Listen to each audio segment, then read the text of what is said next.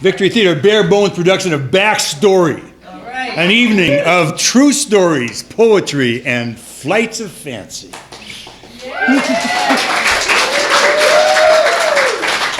I'm your host, Carl Weintraub, and tonight's theme is The Kids Are All Right.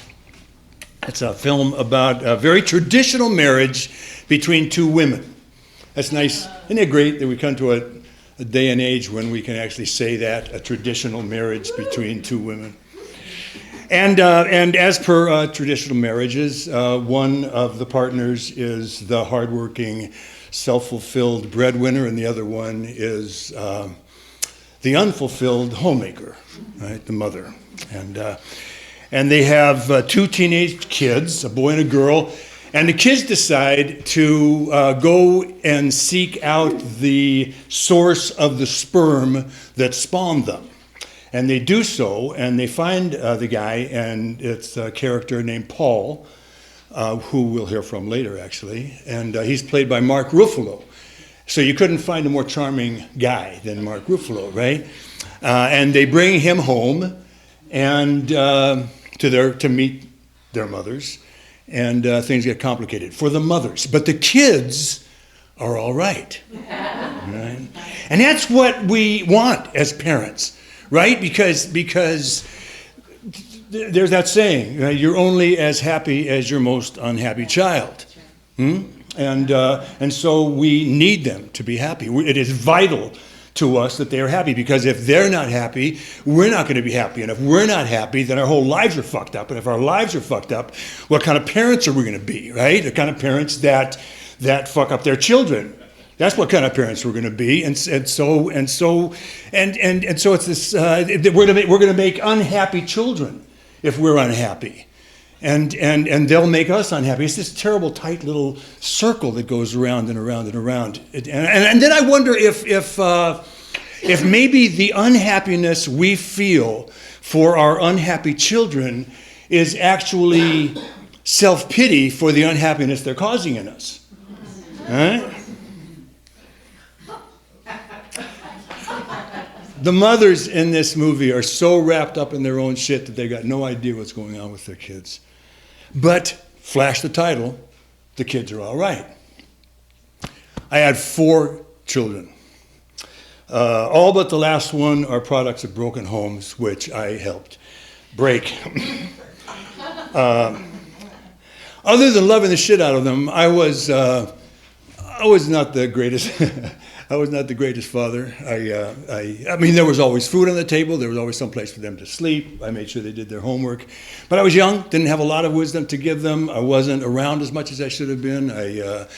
I said no to a lot of things I probably should have said yes to. Yes to a lot of things I should have said no to, like sex and drugs. One of them is died a couple years ago. I was originally going because it kept going around in my head. The kids are all right, and I just couldn't get him out of my mind. So I was going to talk about him tonight, but Lori read it and said, "No, you can't start off a nice night in the theater with that." So at least he's not unhappy anymore, right? But the other ones are doing pretty well. My oldest, my daughter, she's got 3 teenage girls of her own. So that's like either a sitcom or King Lear, and she's a celebrated chef. She's got a couple of restaurants that are doing quite well. My middle boy he teaches high school math. He's not really satisfied with that in his life. He'd like to be a programmer, but he's a wonderful teacher, the kind of teacher that you'd want if you were a high school kid. Plus he's really good looking, and that helps when you're teaching high school kids. And he's got a 2-year-old daughter and a 6-year-old son that are the lights of his life, and they're moving up to Portland at the end of August. Because they bought a nice little house on a couple acres of land in the woods. So, that's all right. And my youngest son is actually making it as a writer, if you can believe that. He's actually making his living as a writer. He's paid off his student loans. He's got money in the bank. So I think I'm the one that didn't turn off my cell phone.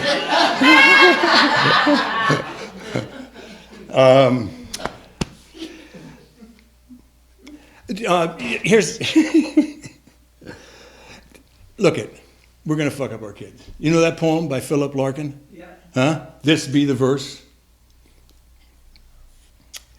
They fuck you up, your mom and dad. They do not mean to, but they do. They fill you with the faults they had and add some extra just for you. But they were fucked up in their turn by fools in old time hats and coats who half the time were soppy stern and half at one another's throats. Man hands on misery to man. It deepens like a coastal shelf. Get out as early as you can. And don't have any kids yourself.